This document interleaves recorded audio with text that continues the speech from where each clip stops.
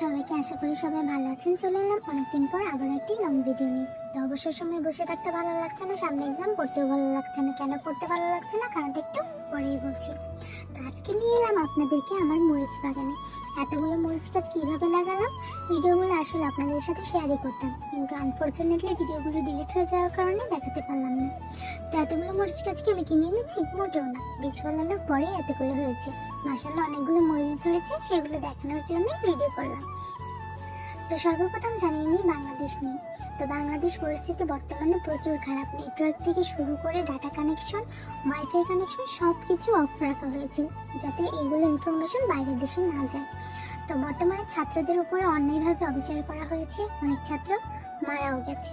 তো মারা না, তাদেরকে বলা হচ্ছে শহীদ তারা, কারণ তারা এখানে অন্যায়ভাবে কোনো কিছু করেনি, ন্যায় বিচার চেয়েছিল, সেটা করতে যেয়ে তাদেরকে প্রাণ দিতে হয়েছে। তো বাংলাদেশ পরিস্থিতি খুবই খারাপ। তো অবসর সময় কী করব বুঝতে পারছি না, আবার আন্দোলনতে যোগ দেওয়া দূরের কথা, হেল্পও করতে পারতেছি না। তাই আপনাদেরকে মরিচ বাগান দেখাতে নিয়ে এলাম। তো এখানে মরিচ বাগান দেখাতে দেখাতে দেখা হয়ে গেল একটা বন্ধুর সাথে।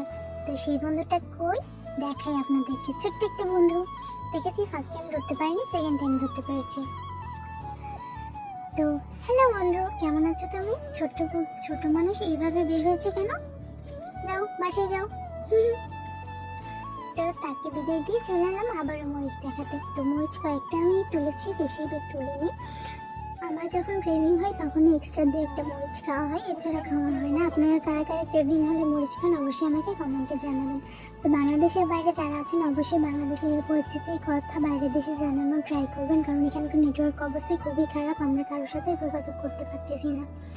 তো এখানে মরিচ গাছ কয়েকটা এক্সট্রা ছিল, যেগুলো আমি লাগাইনি, যে কারণে বড় হয়নি। আর যদি এক্সট্রা লাগাতাম ওগুলোতে এতদিনে মরিচ ধরে যেত, সময় পেলেই এগুলোও লাগিয়ে দিব। তো এখানে আমি বেশি মরিচ তুলিনি, এমনি তুললাম কতগুলো। তো দেখতেই পাচ্ছেন কতগুলো মরিচ হয়েছে। আপনারা চাইলে একটা মরিচ থেকে অনেকগুলো গাছ লাগাতে পারেন, এখন আর মরিচের কিনতে হবে না। তো এখানে দেখুন একটা প্রতিবন্ধী গাছ। তো এখানে একটা সুন্দর কিউট দেখতে মরিচ, খেতে মনে হয় অনেক মজা হবে। তো এখানে একটা পোকা ছিল, যেটার জীবন আমি সার্থক করে দিয়েছি ক্যামেরা ভিডিও করে। তো আপনারা যারা সার্থক করতে চান জীবন অবশ্যই আমাকে জানাবেন, আমি ক্যামেরা নিয়ে হাজির হয়ে যাবো।